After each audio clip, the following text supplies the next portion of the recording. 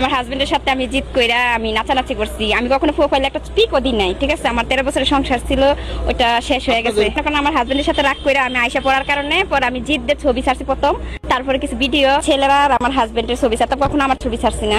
মানে এক কথা আমি রাগ করে তার সাথে ভিডিও ছাড়ছি যে অনলাইনে মানুষ আমাকে দেখে। ছোটবেলা থেকে একটা কথা শুনতেছিলাম যে মানে পুরুষ যদি রাগ করে তো বাদশা হয়, আর নারী যদি রাগ করে তো হয়।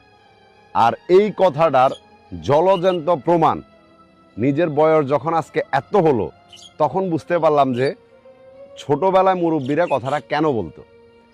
এই নারী তার হাজব্যান্ডের সাথে রাগ করে কোনো ভালো কিছু করার চিন্তা করে নাই। এটা চিন্তা করে না যে সে ঘরের মধ্যে নিজেকে বন্দি রাখবে, এটা চিন্তা করে না যে নিজে কিছু করে হাজব্যান্ডকে প্রমাণ করে দেখাবে।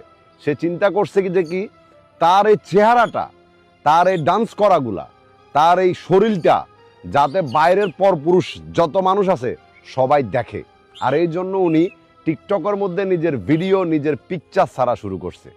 এই জন্যই বলা হয় মুরব্বীদের কিছু কিছু কথা আসলে সত্যি হয়।